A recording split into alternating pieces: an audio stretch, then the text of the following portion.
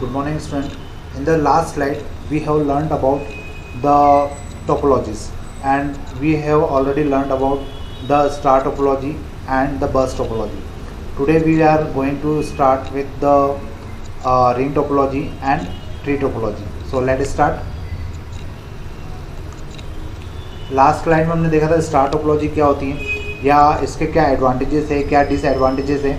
अब आज हमें इसके आगे जो रिंग टोपोलॉजी है उसके बारे में बात करना है. तो रिंग टोपोलॉजी क्या होती है? In a ring topology network every node has exactly connected with the neighbouring nodes.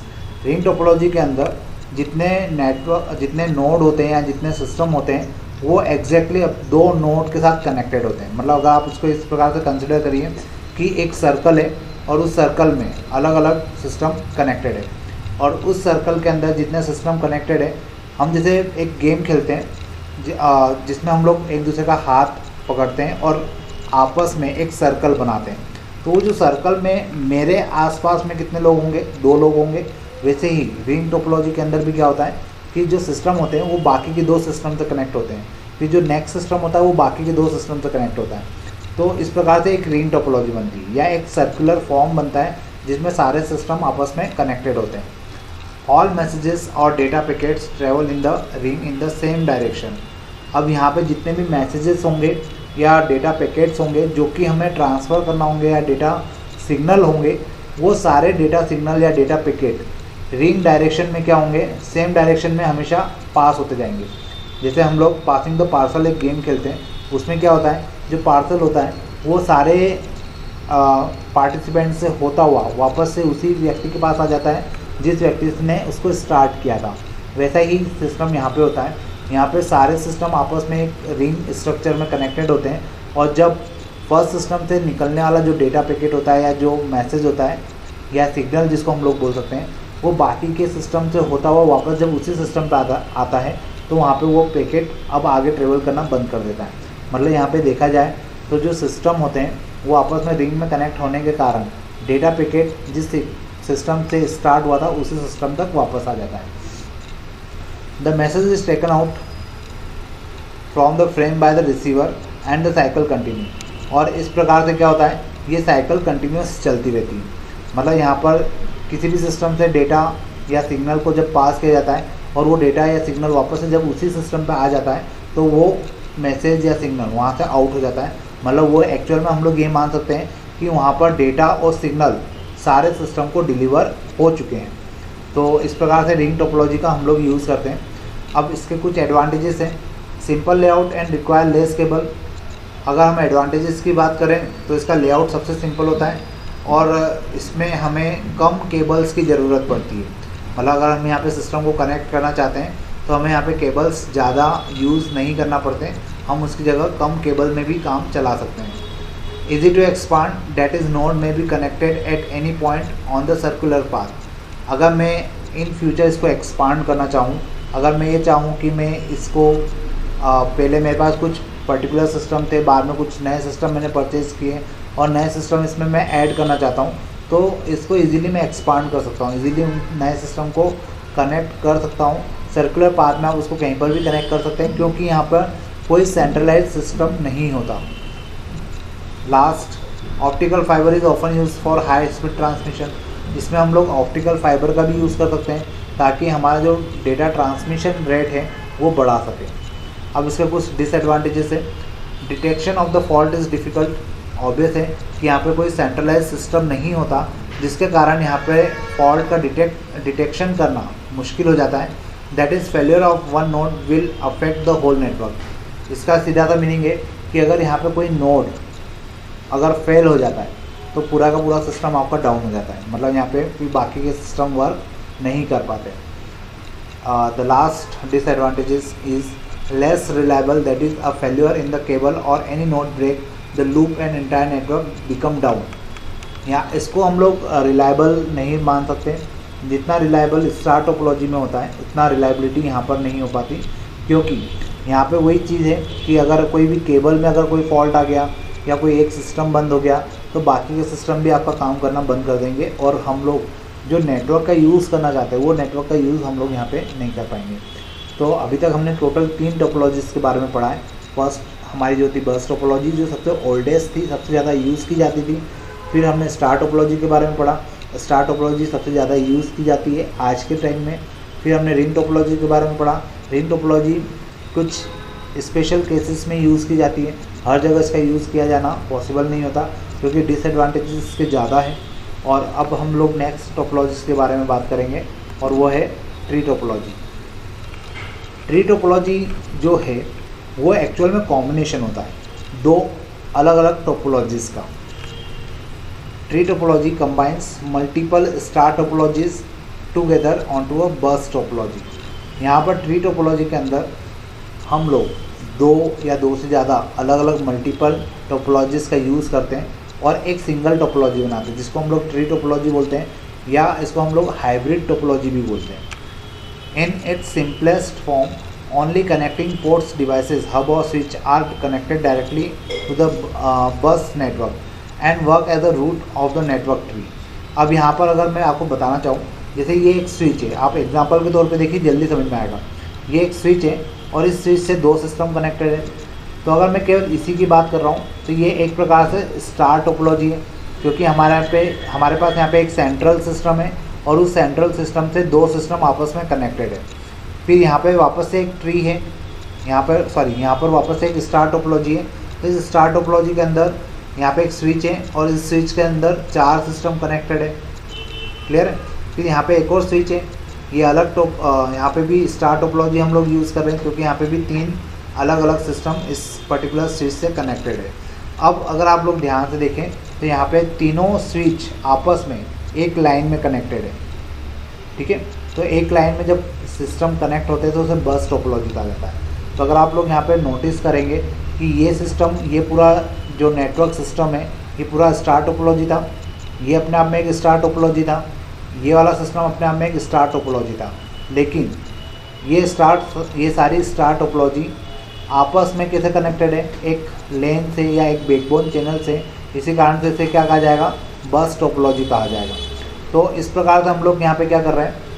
Tree topology का यूज़ कर रहे हैं। ट्री टोपोलॉजी के अंदर 2 टोपोलॉजी का कॉम्बिनेशन हमने अभी देखा कि एक स्टार टोपोलॉजी और एक बस टोपोलॉजी यहाँ पे यूज़ हो रही है। In its simplest form, only connecting ports devices are connected directly to the bus network and work as a root of the network tree.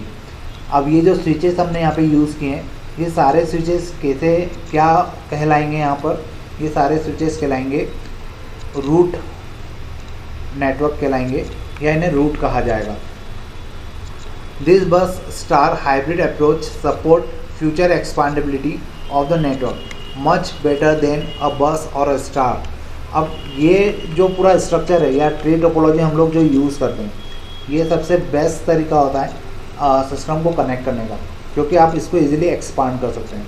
मान लीजिए अगर आप 3 सिस्टम नए इसमें जोड़ना चाहते हैं तो उनके ऊपर एक स्विच लगा दीजिए और स्विच को इन स्विच के साथ बस टोपोलॉजी के ऑर्डर में कनेक्ट कर दीजिए, तो आपका एक नया स्ट्रक्चर फॉर्म हो जाएगा।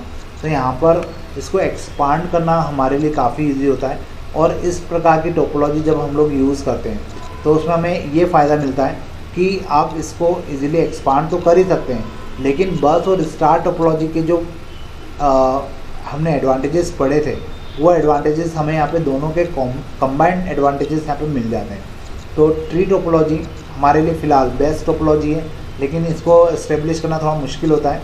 इस्टेब्लिश करने का मतलब है कि ये थोड़ा सा इसकी जो कॉस्टिंग होती है वो ज़्यादा महंगी होती है, इसलिए हम लोग जनरली स्टार टोपोलॉजी को फॉलो करते हैं। और अगर हमारा बजट अच्छा हो, कॉस्टिंग अच्छी हो, तो हम लोग फिर ट्री टोपोलॉजी का भी यूज़ कर सकते हैं।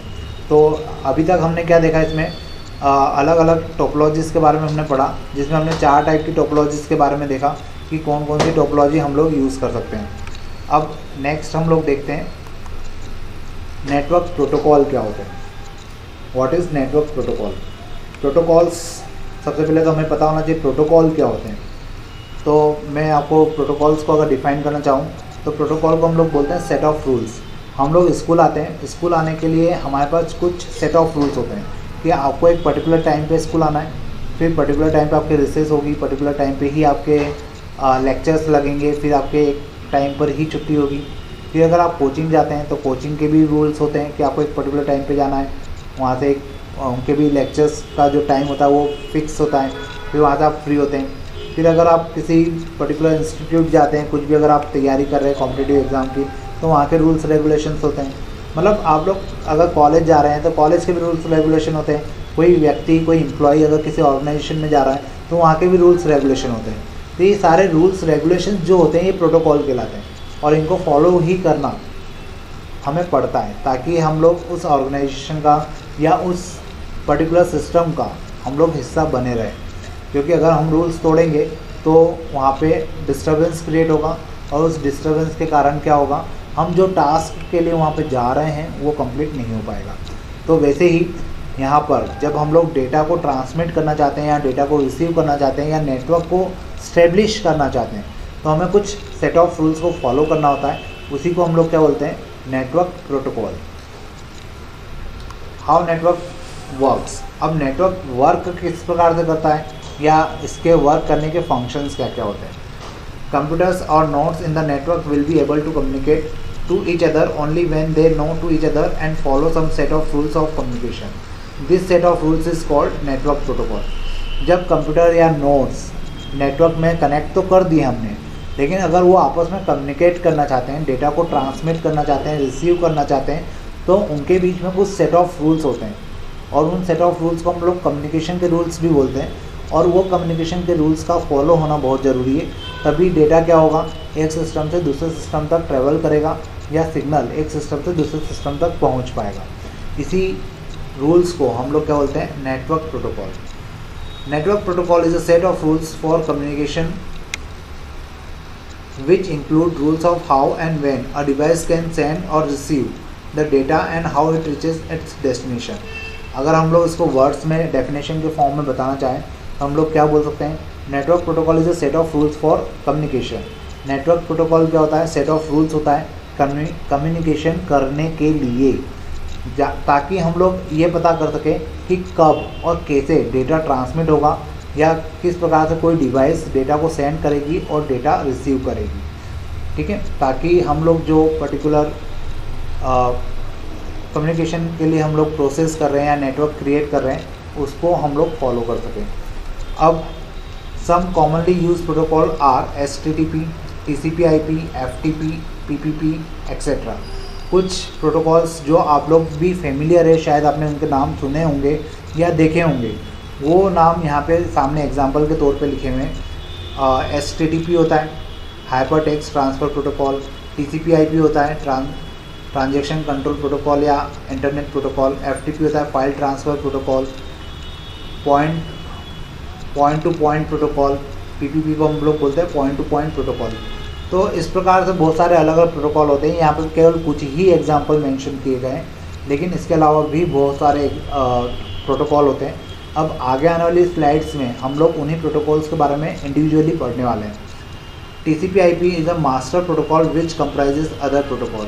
इनमें से अपन जितने भी प्रोटोकॉल पढ़ेंगे, इनमें से TCP/IP प्रोटोकॉल जो होता है वो मास्टर प्रोटोकॉल होता है, या हम लोग बोल सकते हैं कि वो सबसे बड़ा प्रोटोकॉल होता है जो बाकी के दूसरे प्रोटोकॉल को हैंडल करता है या उनको रन करने में हेल्प करता है। तो ये सारी चीज़ें हम आगे आने वाली स्लाइड्स में अब देखने वाले हैं कि किस प्रकार से प्रोटोकॉल हमें हेल्प करते हैं डेटा को ट्रांसमिट करने में या रिसीव करने में। तो अब जब नेक्स्ट स्लाइड होगी हम लोग अलग अलग प्रोटोकॉल्स के बारे में बात करेंगे। In the last video we have learned about the network topologies and their types, and today now we will start with the network protocol. So let us start. Network protocol, इसके बारे में हम लोग जो इसके डेफिनेशंस थी वो हम लोग पढ़ चुके थे। मैंने आपको इसके बारे में एक बेसिक जो डेफिनेशन होती है वो बताई थी। मैंने कहा था कि नेटवर्क प्रोटोकॉल को अगर हम लोग डिफाइन करना चाहें तो हम लोग बोलते हैं इसको set of rules. Set of rules means आप किसी भी ऑर्गेनाइजेशन में इंटर करते हैं या कहीं पर भी अगर आप जैसे स्कूल में आप इंटर करते हैं तो वहाँ पे कुछ सेट ऑफ रूल्स होते हैं और आपको उन रूल्स को फॉलो करना होता है। जैसे आपके स्कूल पहुँचने का टाइम फिक्स होता है, आपके स्कूल से बाहर निकलने का टाइम फिक्स होता है, आपके जो लेक्चर्स हैं उनके बदलने का टाइम फिक्स होता है, लंच टाइम फिक्स होता है। तो इस प्रकार से हर जगह, हर ऑर्गेनाइजेशन के, हर इंस्टीट्यूट के अपने अपने सेट ऑफ रूल्स होते हैं। वैसे ही जब हम लोग कम्युनिकेशन करना चाहते हैं तो यहाँ पर भी सेट ऑफ रूल्स को हमें फॉलो करना पड़ता है, और उन्हीं को यहाँ पे क्या कहा जाता है, नेटवर्क प्रोटोकॉल। तो इस पर्टिकुलर स्लाइड के बारे में हम लोग लास्ट टाइम पढ़ चुके थे। आज हमें स्टार्ट करना है कि जो नेटवर्क प्रोटोकॉल्स हमने पढ़े थे या डेफिनेशन पढ़ी थी, उसके अलग अलग जो टाइप थे उनके बारे में आज हमको पढ़ना है। मैंने लास्ट टाइम भी आपको कहा था कि जो नेटवर्क प्रोटोकॉल होते हैं उसमें सबसे इम्पॉर्टेंट होता है TCP/IP प्रोटोकॉल। आपकी स्क्रीन पर सामने है TCP/IP प्रोटोकॉल। इसके बारे में फुल फॉर्म भी पूछा जाता है, इसके बारे में शॉर्ट नोट भी पूछा जाता है, तो आपको इसके डिटेल में इसके बारे में पता होना चाहिए, ठीक है। वैसे मैं आपको बता दूं कि TCP/IP प्रोटोकॉल पूरा एक सब्जेक्ट होता है। जब आप मास्टर डिग्री करते हैं तब आपको TCP/IP प्रोटोकॉल के ऊपर पूरी एक बुक, मतलब पूरा एक सब्जेक्ट पढ़ना होता है, और यहाँ पे हम लोग उस पूरी बुक या पूरे एक सब्जेक्ट को केवल एक स्लाइड में पढ़ने वाले हैं। तो हो सकता है बहुत सी चीज़ें ऐसी रहेगी जो आपके लिए नई होगी, और कुछ चीज़ें ऐसी होगी, कुछ टर्मिनोलॉजी ऐसी होगी जो हो सकता है कि आप एकदम से कैच नहीं कर पाए। लेकिन आपको ऐसा कुछ माइंड करने की ज़रूरत नहीं है, वो आपको याद ही करना पड़ेगा, क्योंकि ये अपने आप में बहुत वास्ट टॉपिक है। तो अपन देखते हैं TCP/IP प्रोटोकॉल क्या होता है। The transmission control protocol or internet protocol suite TCP/IP is most commonly used protocol to set up LAN, WAN, internet and other similar network। Transmission control, TCP का full form होता है transmission control protocol, और IP का full form होता है internet protocol. Exam में कभी कभार IP का फुल फॉर्म पूछा जाता है और स्टूडेंट उसको लिख के आते हैं इंफॉर्मेटिक प्रैक्टिसेस, मतलब वो यहाँ पर सब्जेक्ट का नाम लिख के आ जाते हैं। जबकि IP का फुल फॉर्म हमारे सब्जेक्ट में IP का फुल फॉर्म होता है इंटरनेट प्रोटोकॉल, और ये सबसे इम्पॉर्टेंट प्रोटोकॉल होता है। इसी के बेसिस पर हम लोग मल्टीपल सिस्टम को आपस में कनेक्ट कर सकते हैं और उनके बीच में कम्युनिकेशन इस्टेब्लिश कर सकते हैं। तो आपको ये पता होना चाहिए कि TCP/IP प्रोटोकॉल, अगर अभी मैं आप लोग नेट यूज़ कर रहे हैं मोबाइल के अंदर, या मैं नेट यूज़ कर रहा हूँ अपने लैपटॉप के अंदर, तो ये सब चीज़ें किसके कारण पॉसिबल हो पा रही है, TCP/IP प्रोटोकॉल के कारण। The internet protocol suit comprises 5 layer including the physical media. यहाँ पर इस प्रोटोकॉल में टोटल 5 लेयर होती है। जब भी आप लोग नेट या इंटरनेट कनेक्शन इस्टेब्लिश करते हैं तो ये 5 लेयर इस्टेब्लिश होने के बाद अपने अपने फंक्शंस परफॉर्म करती है, और हर लेयर का अपना एक स्पेसिफिक टास्क होता है। वो टास्क कंप्लीट होने के बाद वो फंक्शन आगे फॉरवर्ड नेक्स्ट लेयर को कर दिया जाता है। Each layer is responsible for well-defined tasks and provide a well-defined service to the upper layer। यहाँ पे सबसे पहले होती है फिजिकल लेयर, फिर होती है नेटवर्क इंटरफेस, फिर होता है इंटरनेट, फिर होता है ट्रांसपोर्ट, और लास्ट होता है एप्लीकेशन लेयर। तो ये टोटल 5 लेयर का कॉम्बिनेशन होता है। इन 5 लेयर के कॉम्बिनेशन से ही आपका जो इंटरनेट है या नेटवर्किंग जो है वो इनेबल हो पाती है। तो ये 5 लेयर आपको नाम के साथ और सिक्वेंस वाइज याद होना बहुत ज़रूरी है, क्योंकि जब भी आपको TCP/IP प्रोटोकॉल के ऊपर शॉर्ट नोट लिखने के लिए आएगा तो आपको इन लेयर्स का नाम लिखना पड़ेंगे, क्योंकि ये TCP/IP प्रोटोकॉल इन लेयर्स के ऊपर ही डिपेंड करता है। अब यहाँ पे हर एक लेयर का एक स्पेसिफिक टास्क होता है, और वो टास्क बहुत डिटेल में हम इंजीनियरिंग में पढ़ते हैं, या मास्टर डिग्री जब हम लोग करते हैं तब इनके बारे में डिटेल में एक एक लेयर का टास्क, एक एक लेयर के ऊपर 3-3, 4-4 चैप्टर होते हैं, और उन्हीं की हम लोग डिटेलिंग पढ़ते हैं। फिलहाल अभी आपको केवल लेयर्स के नाम याद रखना है, और अगर आप यहाँ पे इन लेयर्स को यहाँ पे साइड में जो फ्लो चार्ट बना है उसके बेसिस पर समझना चाहें तो देखिए, इस साइड कौन है, सेंडर है, और इस साइड कौन होता है, रिसीवर होता है। तो अब सेंडर के नीचे यहाँ पे हार्डवेयर होता है, मतलब आपकी मशीन हो गई, या आपका लैपटॉप हो गया, या आपका मोबाइल हो गया, या आपका सिस्टम हो गया। वहाँ पर वो जो सिस्टम होता है वो हार्डवेयर या फिज़िकल लेयर कहलाती है। उसके बाद डेटा लिंक लेयर कनेक्ट होती है, फिर नेटवर्क लेयर कनेक्ट होती है, फिर ट्रांसपोर्ट लेयर, और फिर एप्लीकेशन लेयर। और उस वैसी ही सारी लेयर्स जिसको आपको मैसेज भेजना है उसके पास भी ये सारी लेयर्स होगी, और इन्हीं लेयर्स के अकॉर्डिंग क्या होगा, डेटा का ट्रांसमिशन होगा।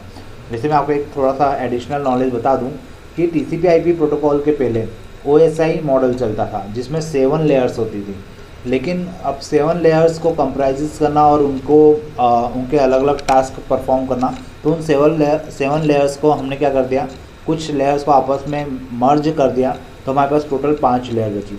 तो अब हम लोग TCP/IP मॉडल यूज़ करते हैं, TCP/IP प्रोटोकॉल यूज़ करते हैं, और इसके पहले OSI मॉडल हम लोग पढ़ते थे, जो मतलब नेटवर्किंग के लिए यूज़ किया जाता था। तो आपके 5 लेयर्स का नाम याद होना चाहिए, और अगर आप ये फ्लो चार्ट बना के आते तो वेल एंड गुड है, क्योंकि इस कंडीशन में ये होगा कि जो कॉपी चेक करने वाला होगा उसको इजीली समझ में आएगा कि हाँ आपको नेटवर्किंग के बारे में पता है या TCP/IP प्रोटोकॉल के बारे में पता है। अब नेक्स्ट प्रोटोकॉल पे चलते हैं अपन। कुछ और अलग अलग प्रोटोकॉल है, उनके ऊपर ज़्यादा डिटेलिंग हमें नहीं पढ़ना है, लेकिन हाँ उनके बारे में बेसिक हमें पता होना चाहिए। तो जैसे सबसे पहला होता है hyper text transfer protocol, HTTP। अगर आप जैसे ही ब्राउज़र नेट चलाना चाहते हैं लैपटॉप के अंदर या डेस्कटॉप के अंदर या मोबाइल के अंदर भी, तो आप जैसे ही ब्राउज़र ओपन करते हैं, ब्राउज़र आपको पता होगा मोज़िला का होता है, गूगल क्रोम होता है, ओपेरा होता है और सफारी होता है, ऐसे बहुत सारे ब्राउज़र होते हैं। तो इन ब्राउज़र को के थ्रू ही ये एक प्रकार के इंटरफेस होते हैं जिसके थ्रू आप लोग इंटरनेट से कनेक्ट हो पाते हैं। तो ये इंटरफेस जैसे ही आप लोग ओपन करते हैं तो ऊपर एड्रेस बार में आपको एड्रेस लिखना होता है उस पर्टिकुलर वेबसाइट का जिसको आप ओपन करना चाहते हैं। जैसे आपने लिखा www.facebook.com, तो www.facebook.com के आगे अगर आप लोग ध्यान से देखेंगे तो वहाँ पे बाय डिफ़ॉल्ट https:// ये अपने आप लिखा हुआ आ जाता है, और अगर आप लिख देंगे तब भी कोई दिक्कत नहीं है, वो बाय डिफ़ॉल्ट 1 एक बार ही काउंट होगा। तो वो जो HTTPS लिखा हुआ आता है उसका मतलब क्या होता है, हाइपर टेक्स्ट ट्रांसफ़र प्रोटोकॉल। मतलब HTTP का तो मतलब आपको समझ में आ गया, और पीछे जो S लगा होता है वो S का मतलब होता है सिक्योर्ड। अगर आप कोई सिक्योर्ड वेबसाइट यूज़ करना चाहते हैं, मान लीजिए जैसे आप कहीं पे फाइनेंशियल ट्रांजेक्शन्स करना चाहते हैं, तो फाइनेंशियल ट्रांजेक्शन्स करने के पहले एक बार ऊपर देख लीजिए कि HTTP के साथ S लगा हुआ है या नहीं है। अगर HTTP के साथ S नहीं लगा हुआ है तो आप लोग समझ जाइए कि यहाँ पे फाइनेंशियल ट्रांजेक्शन्स करना या पासवर्ड डालना या कुछ भी कॉन्फिडेंशियल फंक्शन करना आपके लिए रिस्की हो सकता है। वो जो पर्टिकुलर वेब पेज है वो करप्टेड हो सकता है या इंक्रिप्टेड हो सकता है, या हो सकता है कि वो फिशिंग हो रही हो। तो इस कारण से कभी भी आप वेबसाइट चलाएं तो कोशिश करिए कि वो वेबसाइट आप हमेशा ऑपरेट करें जिन पे HTTPS लिखा हो। क्लियर है? उससे आपके सिस्टम के हैक होने के चांसेस कम हो जाएंगे, प्लस आपका जो डेटा है उसके भी हैक होने के चांसेस ख़त्म हो जाएंगे। खैर अपन पढ़ते हैं आगे HTTP होता क्या है। HTTP is use to transfer web pages and data files from one computer to another to the world wide web. ठीक है, HTTP क्या करता है, ये वेब पेजेस और डेटा फाइल्स को ट्रांसफ़र करता है एक सिस्टम से दूसरे सिस्टम की तरफ। When you visit a website on the web browser program like Firefox, your computer becomes HTTP client which receives web pages and data from the web server. This communication is governed by the HTTP protocol. अब जैसे ही मैंने अभी बताया था कि जैसे ही आप Mozilla या गूगल क्रोम या दूसरे जो भी वेब ब्राउज़र अगर आप यूज़ करें, यूसी ब्राउज़र भी होता है, तो आप कोई सा भी ब्राउज़र अगर यूज़ कर रहे हैं तो जैसे ही आप ब्राउज़र ओपन करते हैं आप क्या बन जाते हैं, एक वेब क्लाइंट बन जाते हैं, और आपके ऊपर होता है वेब सर्वर।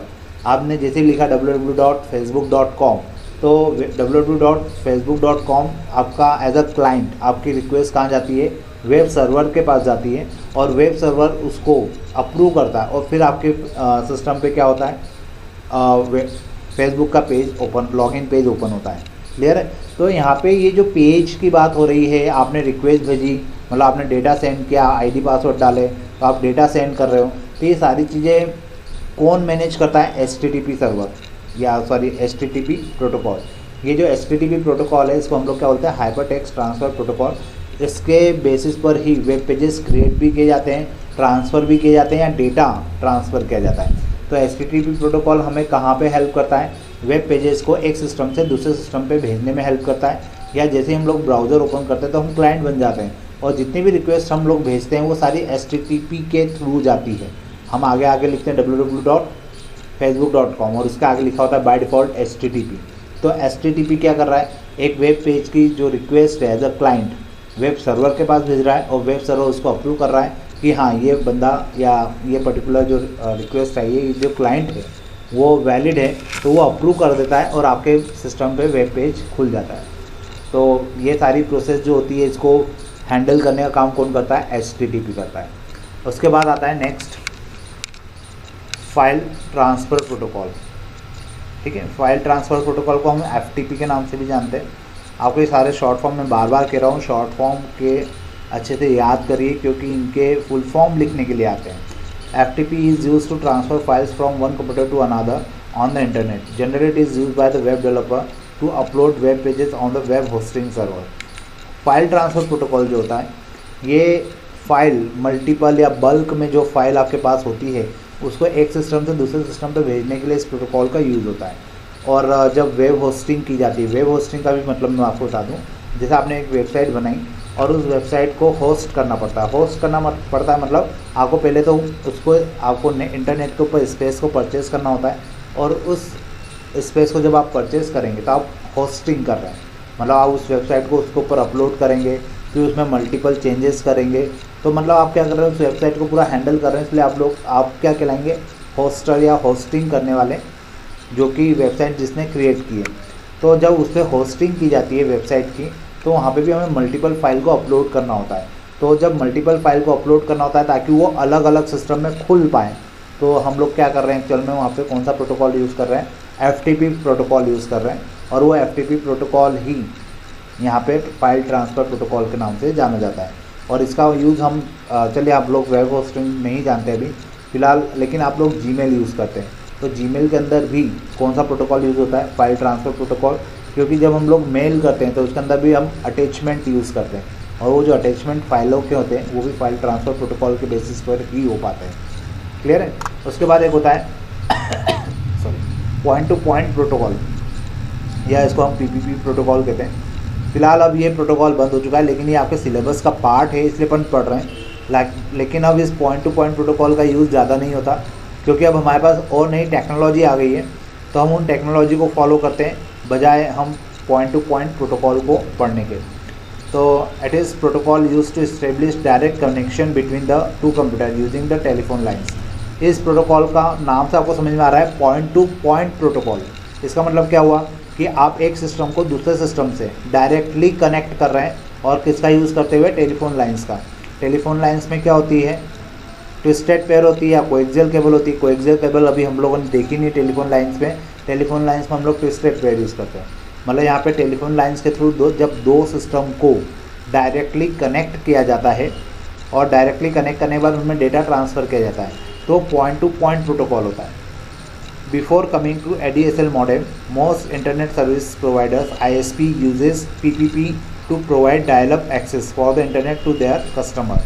अभी हम लोग जो यूज़ करते हैं तरीका वो होता है मॉडेम के थ्रू, लेकिन जब मॉडेम नहीं आए थे या मॉडेम का ज़्यादा यूज़ नहीं था, तब उस समय जितने भी सर्विस प्रोवाइडर थे, इंटरनेट सर्विस प्रोवाइडर, इनको ISP कहा जाता है।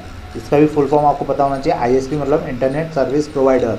तो जो ISP थे, ISP का मतलब मैं आपको और डिटेल में बताऊँ, जैसे BSNL हो गया, एयरटेल हो गया, आइडिया हो गया, जियो हो गया, ये हमें सर्विस, इंटरनेट की सर्विस प्रोवाइड करते हैं, इसलिए इन्हें क्या कहा जाता है, इंटरनेट सर्विस प्रोवाइडर, ISP। तो जब ISP जब मॉडेम नहीं थे, तब जो ISP थे, जितने भी सर्विस प्रोवाइडर थे, वो हमें डायल-अप कनेक्शन की प्रोसेस अवेलेबल करवाते थे। डायल-अप में क्या होता था कि आपको जब किसी के सिस्टम से कनेक्ट होना है तो आपको उसका एक नंबर प्रोवाइड किया जाता था, और उस नंबर को आपको डायल करने के बाद आपका जो सिस्टम है डायरेक्ट उस पर्टिकुलर पर्सन के साथ कनेक्ट हो जाता था।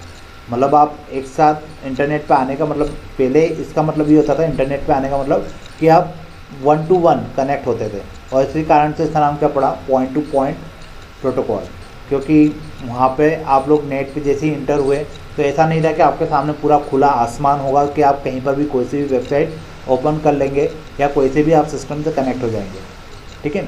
लेकिन उस समय पहले तरीका ये होता था, क्योंकि टेक्नोलॉजी ज़्यादा थी नहीं, तो उस समय केवल हमें क्या करना होता था, डायल-अप प्रोसेस करना होती थी, हमें डायलिंग करना होती थी, और जब डायलिंग सक्सेस होती थी तो हमारा सिस्टम किसी पर्टिकुलर सिस्टम से कनेक्ट हो जाता था, और फिर हम लोग फाइल ट्रांसफ़र कर पाते थे या डेटा ट्रांसफ़र कर पाते थे, और उस प्रकार से हमारा इंटरनेट वर्किंग में होता था।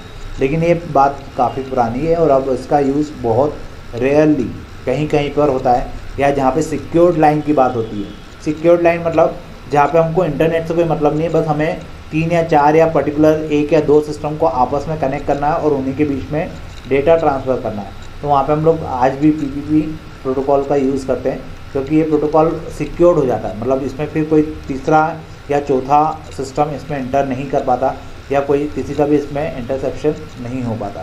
तो ये प्रोटोकॉल वैसे अब रेयरली यूज़ होता है या सिक्योर्ड जहाँ पे ट्रांसमिशन करना होता है वहाँ पे इसका यूज़ होता है। बाकी हम लोग जो यूज़ कर रहे हैं वो सारा मॉडेम के बेस पर है, तो उसमें हम PPP यूज़ नहीं कर रहे हैं, हम लोग उसमें फाइल ट्रांसफ़र HTTP और दूसरे प्रोटोकॉल का यूज़ कर रहे हैं। क्लियर है? तो ये जो चीज़ अभी आज अपन ने पढ़ी, ये अपन ने अलग कुछ प्रोटोकॉल्स के बारे में बात किया। अब आने वाली जो नेक्स्ट क्लास होगी या वीडियो लेक्चर होगा उसमें हम लोग मैक एड्रेस, IP एड्रेस इनकी बात करेंगे और ये मोस्ट इम्पॉर्टेंट टॉपिक होंगे जो हम आगे पढ़ने वाले हैं। तो अभी तक अपन ने जितना पढ़ा है उसको एक बार पढ़िए, अच्छे से समझिए। कहीं प्रॉब्लम आती है तो आप मुझे कॉल कर सकते हैं, अपने डाउट्स पूछ सकते हैं और जो भी आपके इशू हैं आप मुझे बता सकते हैं। आज के लिए अपन इतने रखते हैं। Thank you.